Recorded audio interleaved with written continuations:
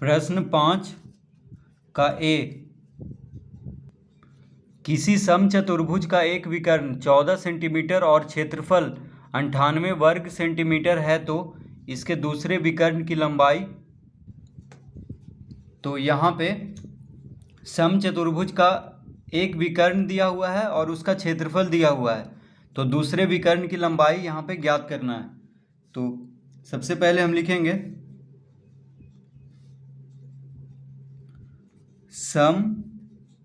समचतुर्भुज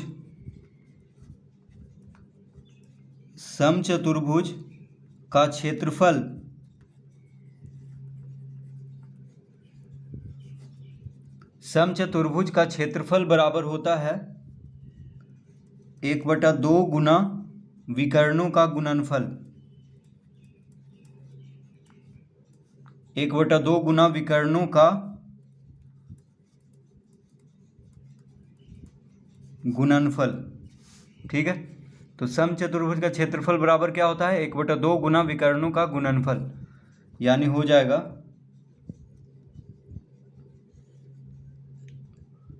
तो समचतुर्भुज का क्षेत्रफल है 98 वर्ग सेंटीमीटर। कितना है? 98 वर्ग सेंटीमीटर। तो 98 बराबर हम लिख लेंगे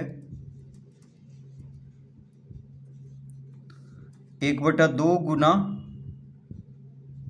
और एक विकर्ण कितना है? 14 सेंटीमीटर, गुना लिख लेंगे यहाँ पे दूसरा विकर्ण। ठीक है, देखिए समचतुर्भुज का क्षेत्रफल है 98 वर्ग सेंटीमीटर, तो 98 बराबर क्या लिख लेंगे? 1/2 गुना विकर्णों का गुणनफल, यानी 1/2 गुना 14 गुना दूसरा विकर्ण। पहला विकर्ण दिया हुआ है 14 सेंटीमीटर, तो अब हम दूसरा विकर्ण ज्ञात कर लेंगे। देखिए 2 सतह 14 काट देंगे, तो लिखेंगे अतः दूसरा विकर्ण बराबर हो जाएगा 98/7। 7 इधर आके भागा में हो जाएगा, तो कितना आ गया? 14, यानी दूसरा विकर्ण भी 14 सेंटीमीटर का होगा। ठीक है, तो यहाँ पे क्या पूछ रहा था कि इसके दूसरे विकर्ण की लंबाई बराबर क्या हो जाएगा? 14 सेंटीमीटर। ठीक है, तो रिक्त स्थान में क्या भरेंगे? 14 सेंटीमीटर।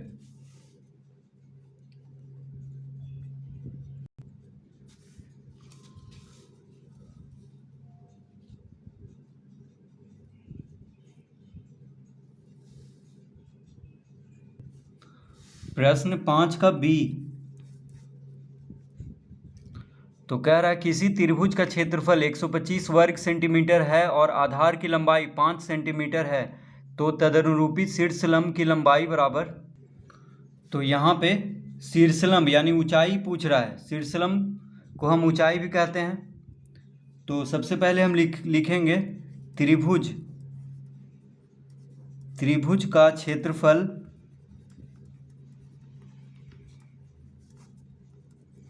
त्रिभुज का क्षेत्रफल का सूत्र होता है 1/2 गुना आधार गुना ऊंचाई।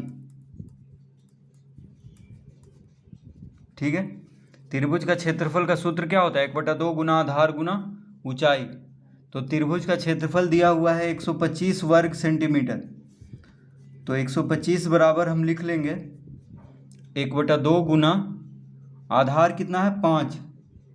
देखिए आधार की लंबाई 5 सेंटीमीटर है और क्षेत्रफल है 125 वर्ग सेंटीमीटर, तो 1/2 गुना 5 गुना ऊंचाई यानी शीर्षलंब। ठीक है, शीर्षलंब कहें या ऊंचाई कहें एक ही बात है, तो गुना लिख लेंगे ऊंचाई। तो ऊंचाई यहाँ पे पूछ रहा है, तो देखिए ऊंचाई बराबर क्या हो जाएगा? तो लिखेंगे अतः ऊंचाई बराबर 125 गुना 2/5। 2 इधर जाके गुना में हो जाएगा और 5 वो को भागा में कर लेंगे, तो 25 बचे 125, यानी 25 गुना 2 50 सेंटीमीटर हो जाएगा। ठीक है, तो शीर्षलंब की लंबाई यानी ऊंचाई कितना हो जाएगा? 50 सेंटीमीटर। तो रिक्त स्थान में हम 50 सेंटीमीटर यहाँ पे लिखेंगे।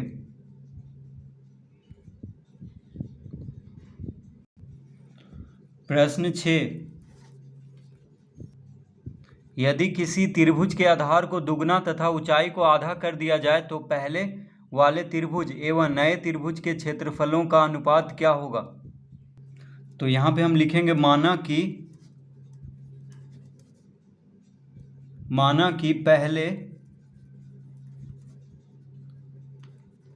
पहले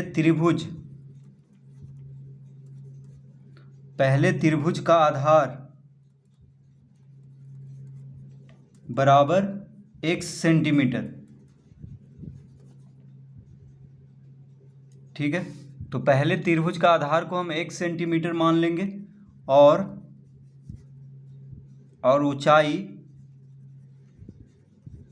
ऊंचाई को हम मान लेंगे 22 सेंटीमीटर। ठीक है, तो पहले त्रिभुज का आधार को x सेंटीमीटर मान लेंगे और उसके ऊंचाई को 22 सेंटीमीटर मान लेंगे। तो क्षेत्रफल क्या हो जाएगा। तो त्रिभुज का क्षेत्रफल का सूत्र क्या होता है, 1/2 गुना आधार गुना ऊंचाई, 1/2 गुना आधार गुना ऊंचाई।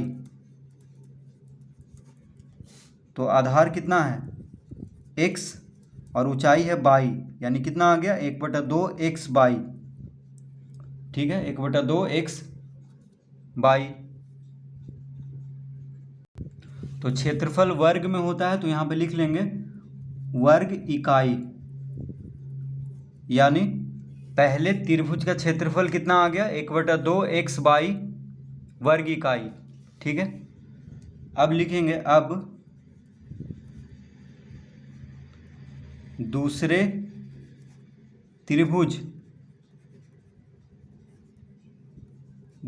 त्रिभुज का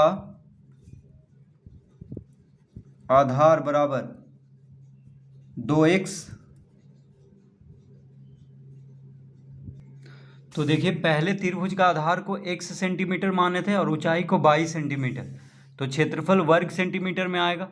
ठीक है, वर्ग इकाई हम गलती से यहाँ पे लिख दिए थे, तो हम क्या लिख लेंगे वर्ग सेंटीमीटर।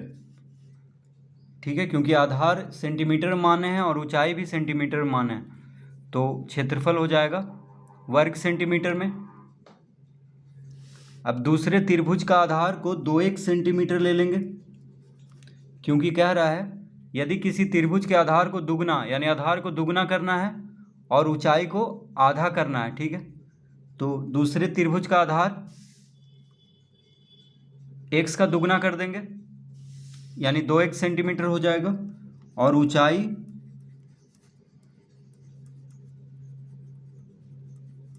ऊंचाई बराबर लिख लेंगे 22/2 सेंटीमीटर।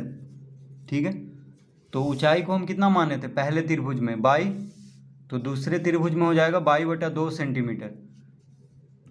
तो क्षेत्रफल बराबर, तो 1/2 गुना आधार कितना है 2x, ऊंचाई कितना है 22/2। ठीक है, तो 1/2 गुना आधार गुना ऊंचाई होता है क्षेत्रफल का सूत्र त्रिभुज का।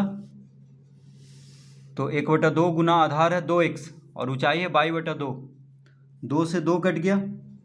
ठीक है, तो कितना आ गया, बराबर आ गया 1/2 x बाई वर्ग सेंटीमीटर। ठीक है, तो देखिए पहले त्रिभुज का क्षेत्रफल कितना आया था 1/2 x बाई वर्ग सेंटीमीटर, और दूसरे त्रिभुज का क्षेत्रफल भी आया है 1/2 x बाई वर्ग सेंटीमीटर। ठीक है, तो दोनों का क्षेत्रफल बराबर है, तो अनुपात क्या हो जाएगा, तो लिखेंगे अतः अनुपात बराबर 1/2 x बाई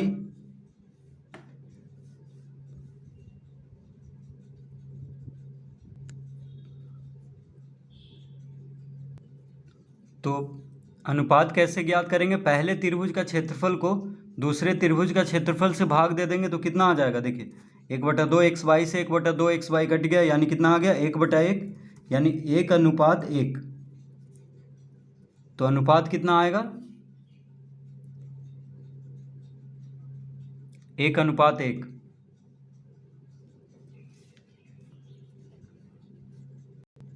तो इस तरह प्रश्न 6 हल करेंगे।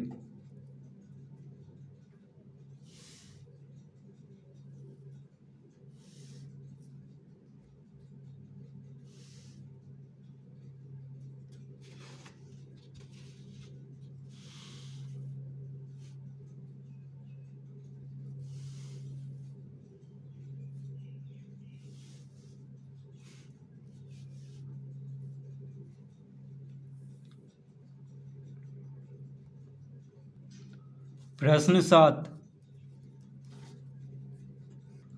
एक ही आधार पर एक त्रिभुज और एक आयत अंकित किए गए हैं। यदि त्रिभुज का क्षेत्रफल आयत के क्षेत्रफल के बराबर बनाया जाए तो निम्नलिखित कथनों में कौन सत्य होगा। तो इसको हम पहले चित्र के माध्यम से समझते हैं। देखिए, एक आयत है, ठीक है, ये क्या है, आयत है। मान लीजिए ABCD एक आयत है। अब कह रहा है एक ही आधार पर एक त्रिभुज और एक आयत अंकित किए गए हैं। तो आधार एक ही है, ठीक है, आधार जो है AB है। आधार क्या है, AB है।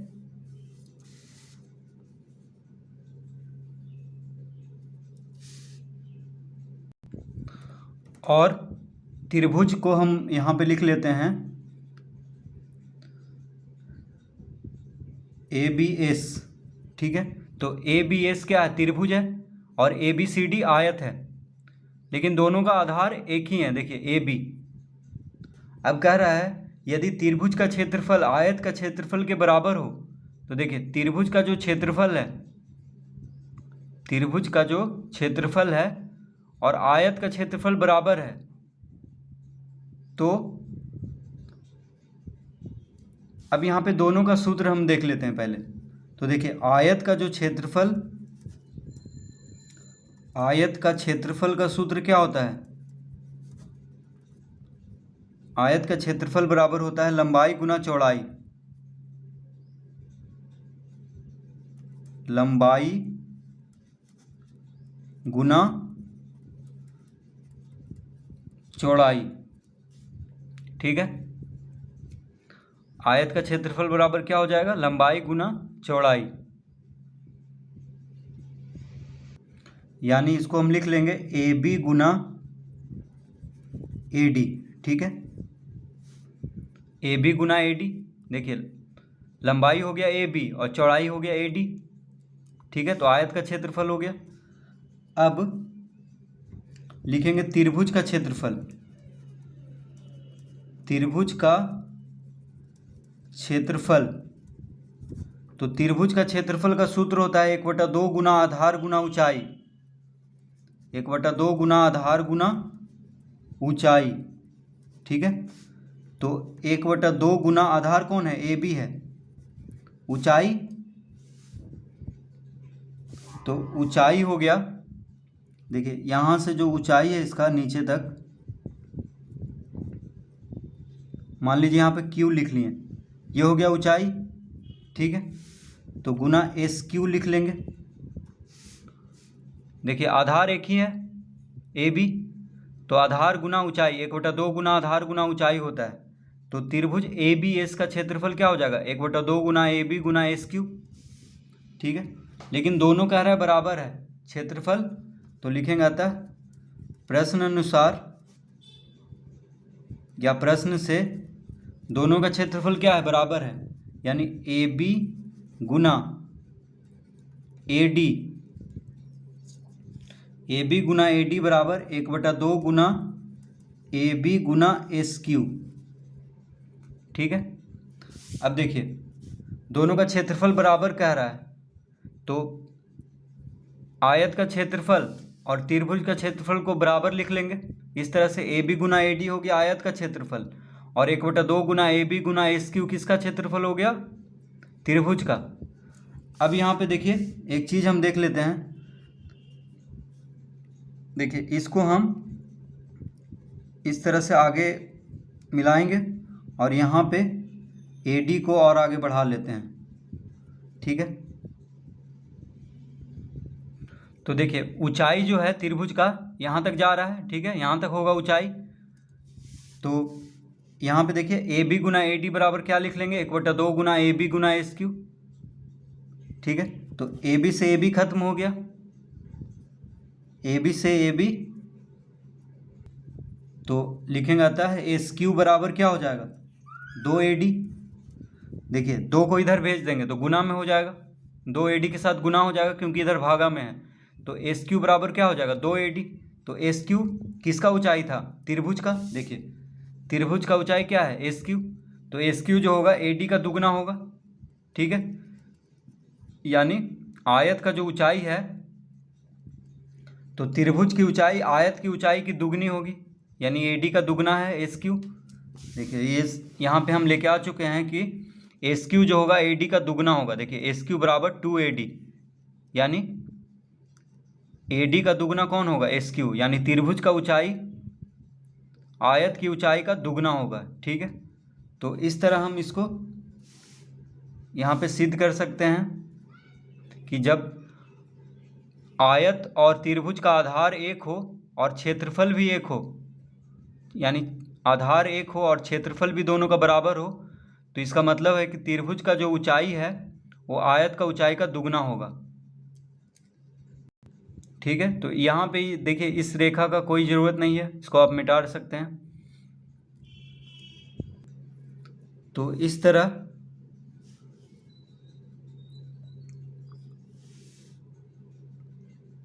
हम इसको हल करेंगे। तो इसमें क्या होगा, इसमें लिखेंगे अतः त्रिभुज की ऊंचाई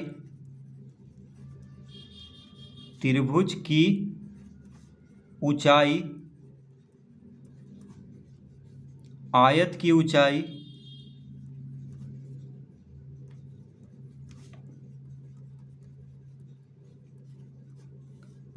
ऊंचाई की दुगनी होगी।